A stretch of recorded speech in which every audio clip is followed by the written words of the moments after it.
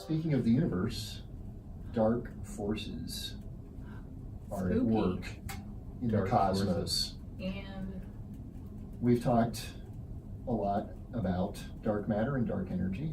Dark matter is slightly less confusing than dark energy.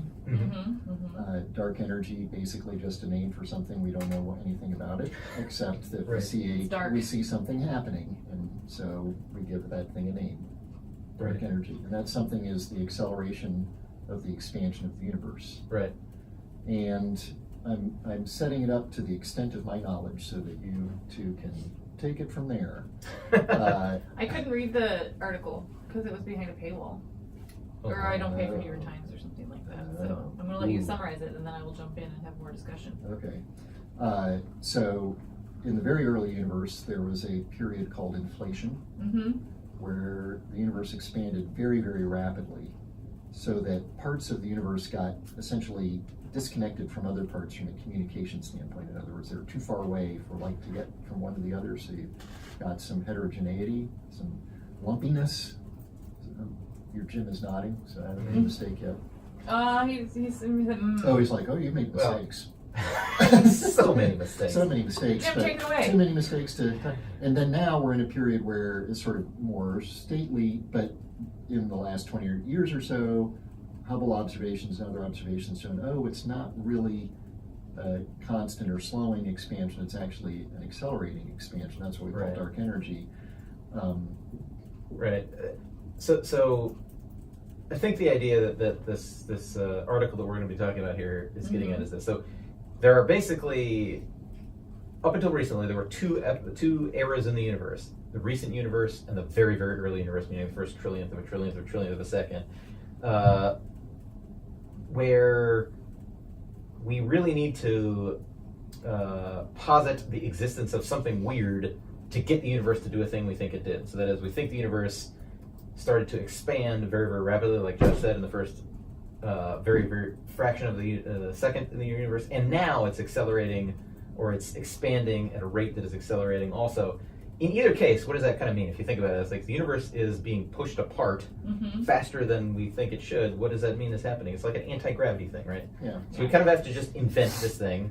In the early universe, the thing we invented, we called inflation, but it's basically the same thing as, or a similar thing as dark energy, which is the other thing we invented for the recent universe. Basically, some component of the universe that we don't understand that pushes everything apart. Right, and I mean, we're not inventing it; we're naming it. I mean, people saw things fall.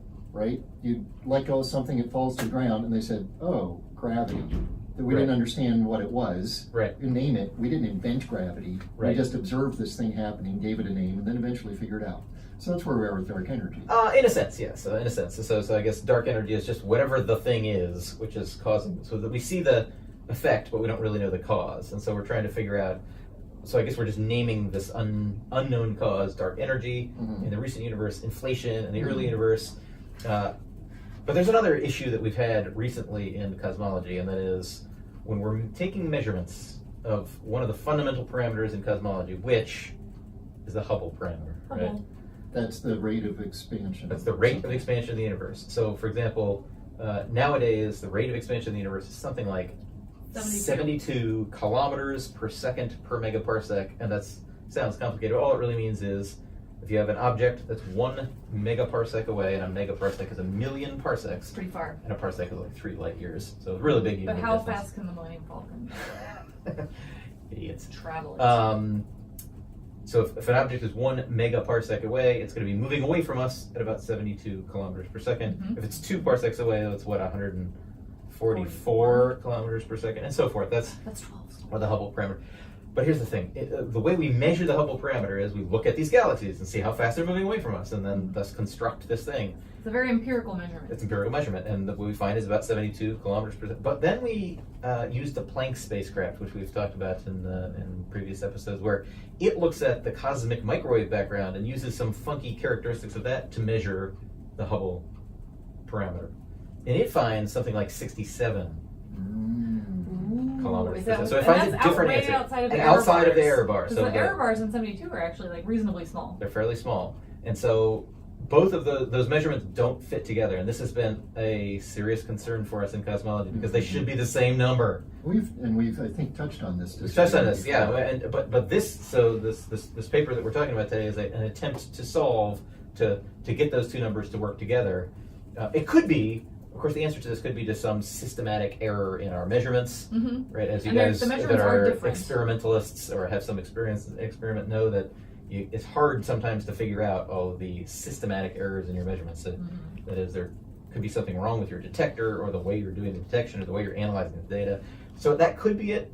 But another possibility is, what if there was, let's just throw in another era in the universe where there was some force that pushed everything, right? Because 72 is bigger than 67. Yeah. So the universe today is expanding faster than it was in the early universe. I say early universe because the Planck satellite looks at the cosmic microwave background, which is the remnants of the we can see. Right. And so universe is like that. That's from 300,000 years after the Big Bang. Exactly. So sometime between then and now, there must have been some era in the universe where everything got pushed away, it got accelerated. And the inflation period was much shorter and much earlier. Much earlier. So that was in the first trillionth of a second of the universe. And that was a very different thing.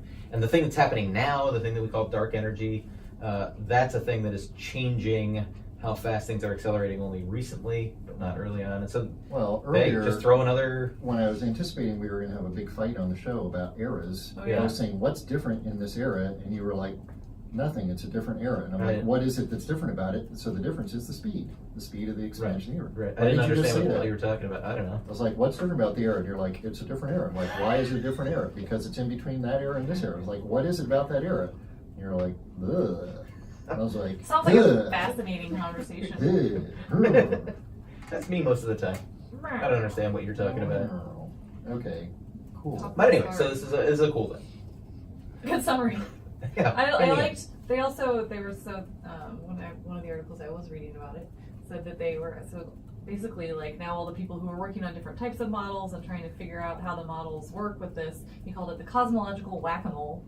Because they're trying to fix different things in the universe without breaking the whole thing, and you're like hitting other things as they pop up. Yeah, the thing about all this is like we have a really successful overall big picture theory about how the universe works on the grand scale, and it makes many predictions that are beautifully carried out. You know, when we make the observations, it works awesome, and so that you don't want to throw away that overarching some theory. aspect of it has to be grounded in truth. Right. It's probably something. It's probably mostly right, but then we have these little things like that 72 is not equal to 67 thing. We have to figure out how to fix that. 72 is equal to 67. Oh, well then you fixed it. Yes, solved. So just add a constant like Einstein did. So, but it's a little bit unsatisfying this because it's just like add in another hand wavy. I don't know what caused that extra expansion sometime in the middle universe. You know, we don't know. So it's in some sense muddying things more. We don't know what any of this stuff is. We don't know what this anti-gravity stuff is at any point in the universe. But maybe it's all just the same thing kind of happening over and over again and at different levels. And who knows? Yeah. Who knows what's happening? Somebody knows, hard. But it's not us. It's not us. Future us. That sounds like just about everything they're talking about. Future us knows. Somebody maybe knows, but not us.